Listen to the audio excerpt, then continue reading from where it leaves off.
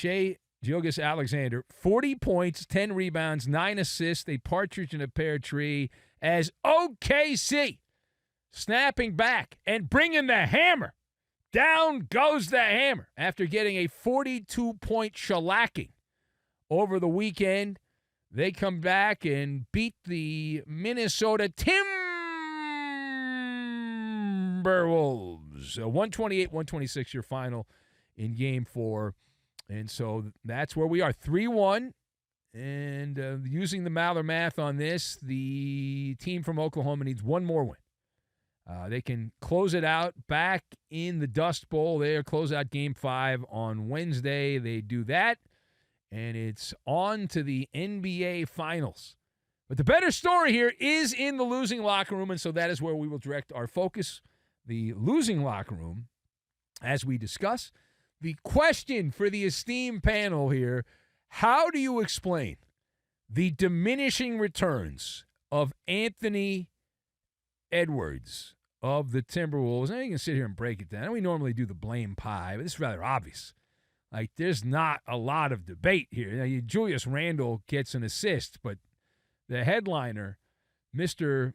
I dominate, I'm the man, Anthony Edwards, was not the man at all. So let us discuss, how do you explain Anthony Edwards and the diminishing returns in this particular performance? So my thoughts on this, I've got State Farm, Cool Mint, and Saloon. And we will combine all of these things together, and we are going to make a delicious Juicy Lucy, which is really good, much better than the performance of the basketball team through much of this game. But hey, listen, the story here, don't bury the lead, my man. The story in this game is the rising star Anthony Edwards, the headliner, and these playoff games are opportunities. They're launching pads to go up into the heavens of basketball chatter and have people lick your toes and all that if you play well. And so here's Anthony Edwards, who's been dazzling people for most of the season and certainly earlier in the playoffs has had some big moments here. And now he finds himself in the slump at the time you cannot slump, which is like right here. What are we doing? So Anthony Edwards, we enjoy watching him play. He's obviously a star. How big a star, how bright a star, that's open to interpretation. That's open to debate. Yet again, though, he looked rattled with a capital R. He looked rattled with a capital R here, and that was not the moment to do that. That was not the game to do that. That was not the situation to do that. And that was not the performance you give your team. But he did. He did it. He was 5 of 13 from the floor. Did not even shoot more. I think he only took a couple shots in the first half. He went like the first 10, 11, 12 minutes, something like that. That was like 10 minutes without taking a shot in the game, which I didn't play in the NBA. I don't think that's ideal. 16 points, 5 turnovers for Anthony Edwards. That is a chicken feathers performance. I can't say what I'd like to say, so instead I will substitute the word I would like to use is an S word, but I will instead use the word feathers. So it's a chicken feathers performance there by Anthony Edwards. Now, so we thought, hey, this is a chance. You even up the series here, best of 3. You win this game, man, you're in really good shape. All of a sudden, you're the Cape Crusader, right? You're going to go out there, you're the Cape Crusader. But that was not the version of Anthony Edwards you got. Instead, he was, a decoy for much of this game? A decoy? Unacceptable. And the commercial, which gets shown a million times during these basketball games, is the State Farm commercial. It was appropriate because you had Anthony Edwards. You're like, this guy's the Cape Crusader out there. And no, it's like getting Bateman when you wanted the protection of Batman. And that's what they got. They got Bateman. They didn't get Batman. And, man, what a night. You're supposed to put your cape on, go out there and fly around and all that. And, man, instead, Minnesota got a counterfeit version. And just looked like a brain frog. Usually what happens if you go by the book, we've been doing this for a couple of minutes over the years, and so usually when a player plays that pathetically, there'll be some kind of phantom injury that they will chalk it up to when the series ends. Well, he was dealing with so-and-so. and it would have killed 7 of 10 players, but he stayed and played. They'll make some kind of bullcrap excuse.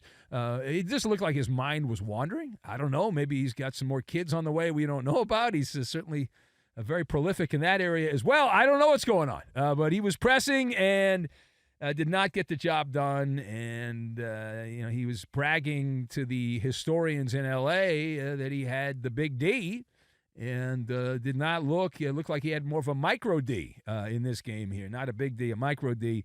And the moment he was small, he was small, passive, way too passive, spectator-like here.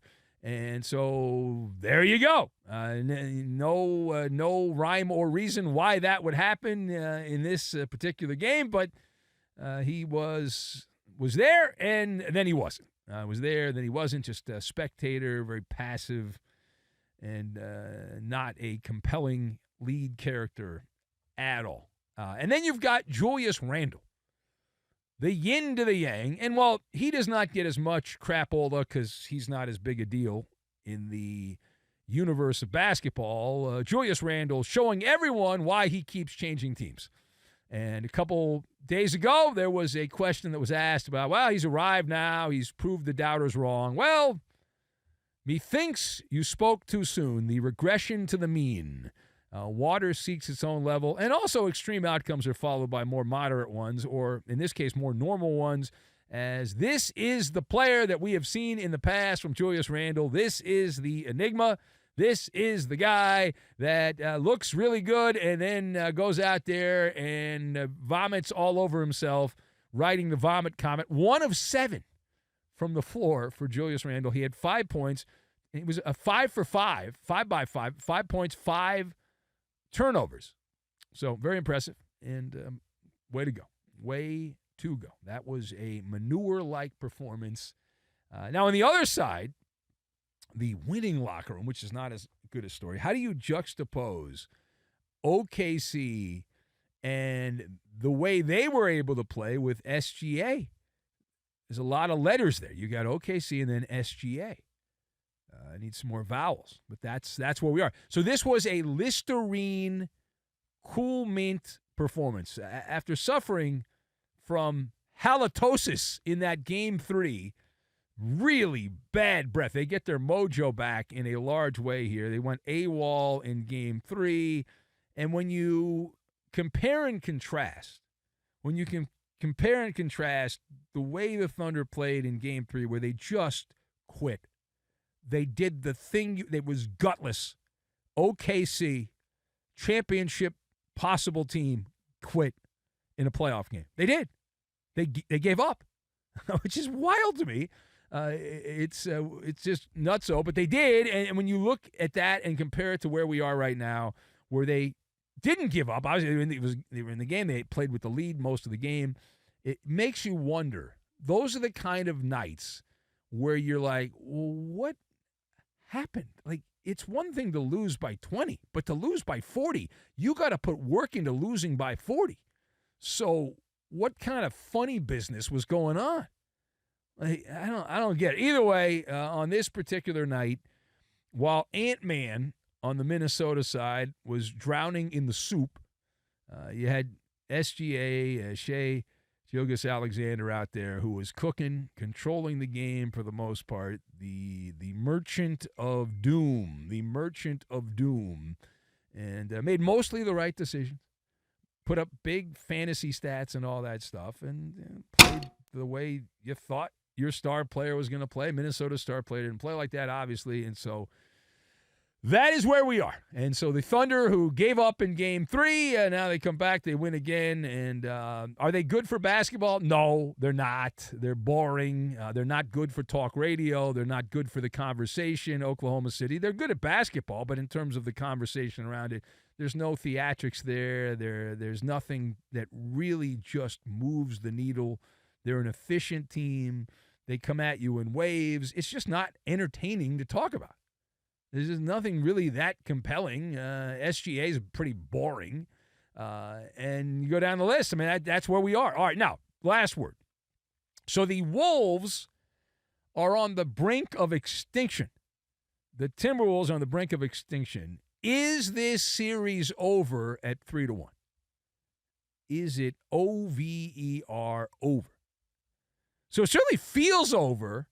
Technically, it's not. They have to play another game, and there will be another game that is broadcast coming up back in Oklahoma. If this were a film for the Timberwolves, if it was a film, it would be called Timberwolves: The Western Collapse. It's a sequel, actually. It's a sequel to last season. You might remember when the Mavericks with Fat Luka were able to beat Minnesota. That was in 5 games. Dallas won the first 3. A little different this year because it was 2-1, and Minnesota had a shot to end up tying the series as opposed to last year where it was 3-1, and then they lost game 4. But it's a deja vu situation where it's highly unlikely that the Wolves are going to come back in this series. Now, technically, can they? Sure, I mean, technically they could, right? Minnesota can claw back into this. You and I both know that. You have to scratch, and you have to push, and you have to have that determination, that dogged determination. And are they the type of team that is willing to get into the mud, neck deep into the mud? It doesn't appear that way. It doesn't. I mean, you couldn't even get Anthony Edwards to show up and lock in a game that would have tied the series up at 2-2. He just decided for whatever reason to not perform. And I should have gotten him a bucket of popcorn at one point early in the game. My God. So the other issue here is the saloon. And that's the other issue because it's the last chance saloon. And again, it goes back to how much fight are they willing to put in here. And you have no wiggle room at this particular point. It's like the NCAA tournament, single elimination now, the rest of the way in this series for Minnesota. And it's going to take perfection for 3 consecutive games. Really, just one game, and then you have to do it again and again. And you also need a voodoo doll would help, like a good voodoo doll, like a twisted ankle here or a sprained knee ligament over there. And then all of a sudden, like things flip around, like things get much different. And things change around quite a bit. And no, I'm not going popped Achilles. We've already had a couple of those, so we're not doing that. But the pendulum can swing that direction, but you have to have the fight. And I have not seen any real evidence here based on what I just saw a few hours ago that Minnesota's got that fight in them. I don't see it.